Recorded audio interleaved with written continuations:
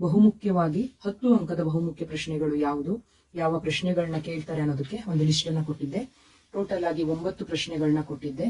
9 ಪ್ರಶ್ನೆಗಳನ್ನ ಕೊಟ್ಟು ಪ್ರತಿಯೊಂದು ಪ್ರಶ್ನೆಯೂ ಕೂಡ ನಿಮ್ಮ ವಾರ್ಷಿಕ ಪರೀಕ್ಷಾ ದೃಷ್ಟಿಯಿಂದ ಇಂಪಾರ್ಟೆಂಟೇ ಆಗಿರುತ್ತೆ. ಆದ್ರೆ 10 ಅಂಕದ ಪ್ರಶ್ನೆ ಆಗಿರೋದ್ರಿಂದ ಉತ್ತರವನ್ನ ಯಾವ ರೀತಿಯಾಗಿ ಬರಿಬೇಕು ಅನ್ನೋದಕ್ಕೆ ಪ್ರತಿಯೊಂದು ಪ್ರಶ್ನೆಗೂ ಒಂದೊಂದು ಉತ್ತರವನ್ನ ಮಾಡಿ ಅಪ್ಲೋಡ್ ಮಾಡ್ತಾ ಇದ್ದೀನಿ. ಇಲ್ಲಿ ಫಸ್ಟ್ ಮೊಹಮ್ಮದ್ ಬಿನ್ ತುಗ್ಲಕ್ನ ಆಡಳಿತ ಪ್ರಯೋಗಗಳನ್ನ ವಿಮರ್ಶಾತ್ಮಕವಾಗಿ ವಿಶ್ಲೇಷಿಸಿ ಏನಿದೆ ಇದಕ್ಕೆ ಉತ್ತರವನ್ನ ಹೇಳಲಾಗಿದೆ. Complete answer. ಸರ್ ಎಂ ವಿಶ್ವೇಶ್ವರಯ್ಯನವರನ್ನು ಆಧುನಿಕ ಮೈಸೂರಿನ ನಿರ್ಮಾತೃ ಎಂದು ಕರೆಯಲಾಗಿದೆ. ಇದಕ್ಕೆ ಉತ್ತರವನ್ನ ಕೊಟ್ಟಾಗಿದೆ. ನೆಕ್ಸ್ಟ್ ಅಶೋಕನ ಜೀವನ ಮತ್ತು ಸಾಧನೆಗಳನ್ನ ಬರೆಯಿರಿ ಅಂತ ಇದೆ. ಇದಕ್ಕೆ ಉತ್ತರವನ್ನ ಹೇಳಲಾಗಿದೆ. ಈಗ ಈ ಒಂದು ವಿಡಿಯೋದಲ್ಲಿ ಬುದ್ಧನ ಜೀವನ ಮತ್ತು ಬೋಧನೆಗಳನ್ನ ಬರೆಯಿರಿ ಅಥವಾ ವಿವರಿಸಿ ಅಂತ ಪ್ರಶ್ನೆಯನ್ನ ಕೇಳಿದ್ರೆ 10 ಅಂಕಕ್ಕೆ ಎಷ್ಟು ಉತ್ತರವನ್ನ ಬರಿಬೇಕು, ಯಾವ ರೀತಿಯಾಗಿ ಉತ್ತರವನ್ನ ಬರಿಬೇಕು ಅನ್ನೋದಕ್ಕೆ ಈ ವಿಡಿಯೋ. ಮುಂದಿನ ವಿಡಿಯೋದಲ್ಲಿ ಇದೇ 9 ಪ್ರಶ್ನೆಗಳಲ್ಲಿ ಮತ್ತೊಂದು ಪ್ರಶ್ನೆಗೆ ಉತ್ತರವನ್ನ ಹೇಳ್ತೀನಿ. ಯಾರ್ಯಾರು ಚಾನಲ್ಗೆ ಸಬ್ಸ್ಕ್ರೈಬ್ ಆಗಿಲ್ಲ ಇವಾಗಲೇ ಸಬ್ಸ್ಕ್ರೈಬ್ ಆಗಿ ಆಲ್ ಬಟನ್ ಕ್ಲಿಕ್ ಮಾಡ್ಕೊಳ್ಳಿ. ವಿಡಿಯೋ ಬಂದ ತಕ್ಷಣ ನೋಟಿಫಿಕೇಶನ್ ಬರುತ್ತೆ.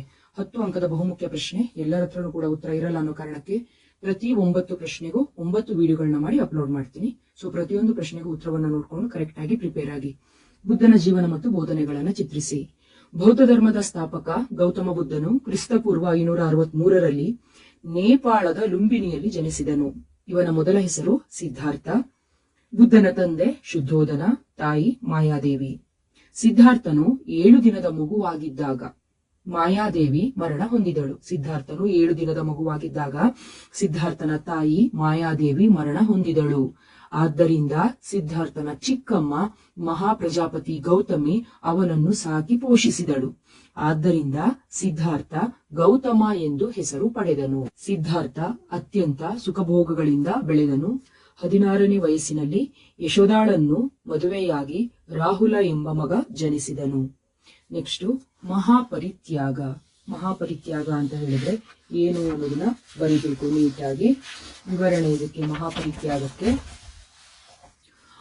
ಮಹಾಪರಿತ್ಯಾಗ ಜಾತಕ ಕಥೆಗಳ ಪ್ರಕಾರ ಬುದ್ಧ ಒಂದು ಸಂಜೆ ಅರಮನೆಯಿಂದ ಹೊರಹೋದಾಗ ಒಬ್ಬ ವೃದ್ಧ, ಒಬ್ಬ ರೋಗಿ, ಶವಯಾತ್ರೆ, ಸನ್ಯಾಸಿ ಈ 4 ಕಂಡನು. ಈ 4 ದೃಶ್ಯಗಳಲ್ಲಿ ಮೊದಲ 3 ದೃಶ್ಯಗಳಲ್ಲಿ ಕೇವಲ ದುಃಖ, ನೋವನ್ನು ಕಂಡನು. ಆದರೆ 4ನೇ ದೃಶ್ಯದಲ್ಲಿ ಸಂತೋಷವನ್ನು ಕಂಡನು. ಈ 4 ದೃಶ್ಯಗಳ ಪರಿಣಾಮದಿಂದ ಪ್ರಾಪಂಚಿಕ ಜೀವನವನ್ನು ತ್ಯಜಿಸಿ ಸನ್ಯಾಸಿಯಾದನು. ಹೆಂಡತಿ, ಮಗು, ತಂದೆ, ತಾಯಿ, ರಾಜ್ಯ ಎಲ್ಲವನ್ನೂ ತ್ಯಾಗ ಮಾಡಿದನು. ಇದನ್ನು ಮಹಾಪರಿತ್ಯಾಗ ಎನ್ನುವರು. 2ನೇ ಪಾಯಿಂಟು ಜ್ಞಾನೋದಯ. ಗೌತಮ ತನ್ನ 35ನೇ ವಯಸ್ಸಿನಲ್ಲಿ ಗಯಾದ ಅರಳಿ ಮರದ ಕೆಳಗೆ ಜ್ಞಾನೋದಯ ಪಡೆದು ಬುದ್ಧ ಜ್ಞಾನವನ್ನು ಪಡೆದವನು, ತಥಾಗತ ಸತ್ಯವನ್ನು ಅರಿತವನು ಎಂದು ಹೆಸರಾದನು. ಧರ್ಮಚಕ್ರ ಪ್ರವರ್ತನ. ಜ್ಞಾನೋದಯ ಪಡೆದ ಬುದ್ಧ ಬನಾರಸ್ ಸಮೀಪದ ಸಾರಾನಾಥದ ಜಿಂಕೆವನದಲ್ಲಿ ತನ್ನ ಮೊದಲ ಪ್ರವಚನ ನೀಡಿದನು. ಇದನ್ನು ಧರ್ಮಚಕ್ರ ಪ್ರವರ್ತನ ಎಂದು ಕರೆಯುವರು. ಕೊನೆಯದಾಗಿ ನಿರ್ವಾಣ. ಬುದ್ಧ ತನ್ನ 80ನೇ ವಯಸ್ಸಿನಲ್ಲಿ ಉತ್ತರ ಪ್ರದೇಶದ ಕುಶಿನಗರದಲ್ಲಿ ನಿರ್ವಾಣ ಹೊಂದಿದನು. ಎಡ್ವಿನ್ ಅರ್ನಾಲ್ಡ್ ಬುದ್ಧನನ್ನು ಏಷ್ಯಾದ ಜ್ಯೋತಿ ಎಂದು ಕರೆದಿದ್ದಾರೆ. ವೆರಿ ಇಂಪಾರ್ಟೆಂಟ್ ಲೈನ್ ಇದು. ಎಡ್ವಿನ್ ಅರ್ನಾಲ್ಡ್ ಬುದ್ಧನನ್ನು ಏಷ್ಯಾದ ಜ್ಯೋತಿ ಎಂದು ಕರೆದಿದ್ದಾರೆ. ಬುದ್ಧ ತನ್ನ ಅನುಯಾಯಿಗಳಿಗೆ 4 ಮೂಲ ತತ್ವಗಳು ಮತ್ತು 4 ಆರ್ಯ ಸತ್ಯಗಳನ್ನು ಬೋಧಿಸಿದನು. 4 ಮೂಲ ತತ್ವಗಳು: ಸತ್ಯ, ಸತ್ಯವನ್ನೇ ಹೇಳಬೇಕು. ಅಹಿಂಸೆ, ಹಿಂಸೆಯನ್ನ ಮಾಡಬಾರದು. ಆಸ್ತೇಯ, ಕಳ್ಳತನ ಮಾಡಬಾರದು. ಅಪರಿಗ್ರಹ, ಸಂಪತ್ತನ್ನು ಸಂಗ್ರಹ ಮಾಡಬಾರದು. ಸತ್ಯ, ಸತ್ಯವನ್ನೇ ಹೇಳಬೇಕು.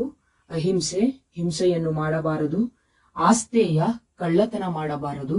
ಅಪರಿಗ್ರಹ, ಸಂಪತ್ತನ್ನು ಕೂಡಿ ಹಾಕಬಾರದು ಅಥವಾ ಸಂಪತ್ತನ್ನು ಸಂಗ್ರಹಿಸಬಾರದು. 4 ಆರ್ಯ ಸತ್ಯಗಳು: ಪ್ರಾಪಂಚಿಕ ಜೀವನವು ದುಃಖಮಯವಾಗಿದೆ. ಆಸೆಯೇ ದುಃಖಕ್ಕೆ ಮೂಲ ಕಾರಣ. ಆಸೆಯನ್ನು ತೊರೆದರೆ ದುಃಖ ನಿವಾರಣೆಯಾಗುತ್ತದೆ.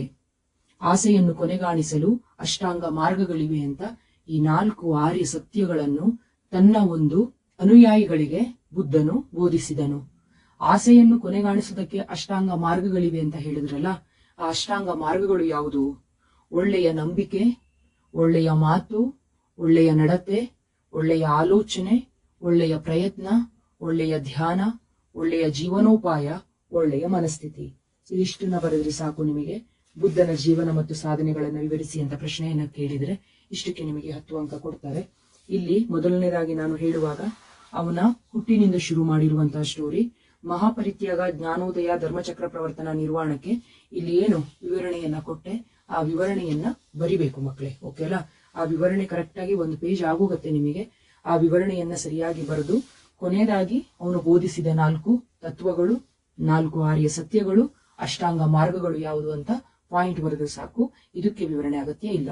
ಮುಂದಿನ ವಿಡಿಯೋದಲ್ಲಿ ಇದೇ 10 ಅಂಕದ ಪ್ರಶ್ನೆಗಳಲ್ಲಿ ಇನ್ನೊಂದು ಬಹುಮುಖ್ಯ ಪ್ರಶ್ನೆಗೆ ಉತ್ತರವನ್ನ ಹೇಳ್ತೀನಿ. ಅಲ್ಲಿವರೆಗೂ ಚೆನ್ನಾಗಿ ಓದ್ಕೊಳ್ಳಿ.